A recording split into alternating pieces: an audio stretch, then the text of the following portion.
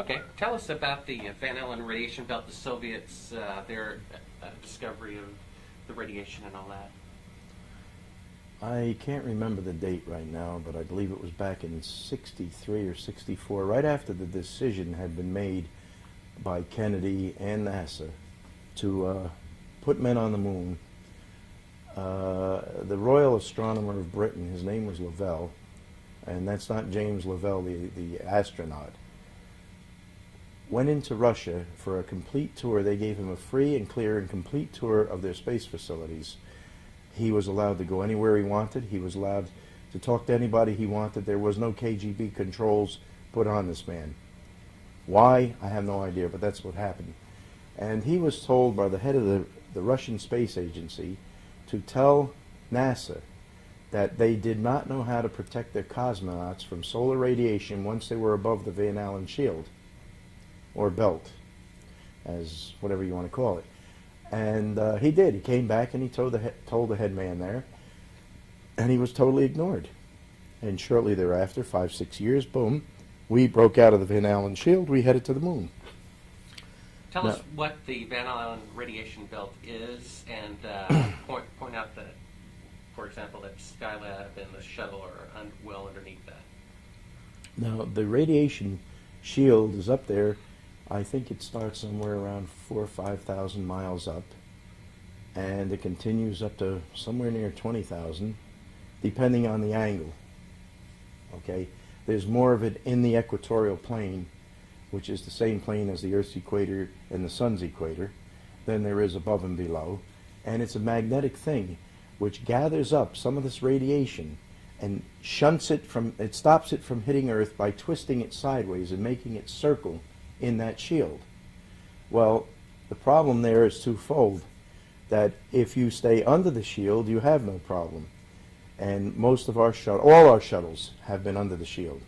And the only missions that allegedly went through it were the Apollo missions that headed for the moon.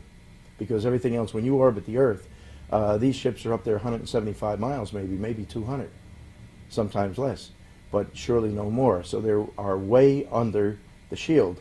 And because of that, they are totally shielded from a massive amount of solar radiation. But when you go through it, the first problem you have is that you're going through a belt of increased radiation. Because the radiation does not die because it enters and starts circling. You know, it takes time for that stuff to go away. So there's an increase. But of course, you're through that pretty quickly at speeds of 27,000 miles an hour. You're through in less than an hour, like about 30-40 minutes. You're right through that thing. But once you're through it, you have no shielding left. And I forget his name, Malden, Bill Malden, I think it is.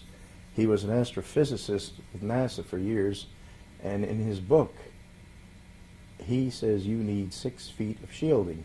And it doesn't have to be 6 feet of lead. 6 feet of shielding could be a water equivalent mass. So it would take 6 feet of water, which is a fairly good shield, or it might only take 2 inches of lead. But in either case, that shielding weighs the same. Otherwise, it won't work. And because the X-rays diffract, and you get a lot of X-ray out of the sun, you can't just put the shield between you and the sun and keep your body hiding behind it like you can with arrows. It hits the metal of the ship itself, and from the atom that struck, other X-rays come whipping out of. So the sun's in front of you, but you're getting hit from behind by X-rays that have been created by the secondary strike. And this is a big problem. The original NASA engineers, the Germans that we first imported after the war, the World War II, wrote a book. I have the footnotes in my book. I can't remember what it's called right now. But there was one whole section on space radiation. And they claimed that even a minor solar flare could put as much as 100,000 rem, and 500 is classed as enough to kill a human being, through a 1/4 inch of hull. Well, the command ship didn't have a 1/4 inch hull. It had a few thousandths of an inch, an aluminum-based compound. The LEM did not have a 1/4 inch hull. It had a few thousandths of an inch. And surely their space suits were only cloth, even though they claim they put some metallic threads in them and this was to protect them from the radiation. But a claim is not proof. If those suits could have stopped that radiation, we would have men in those suits tearing apart 3 Mile Island, because that pile is damaged and it is still active after all these years. 1983, was it? Whenever it was. The pile is still active. So if we could put men in suits that would sustain the my God, it goes up to 3 gigs of electron energy from a heavy solar particle or a cosmic ray, and inside the pits it's only 18 megs, which is magnitudes of order less. So if you had a suit that would stop the solar radiation, then you could put a guy very easily inside a pit and say, go in there and pull that pile apart, let's get rid of that stuff. But we can't do it.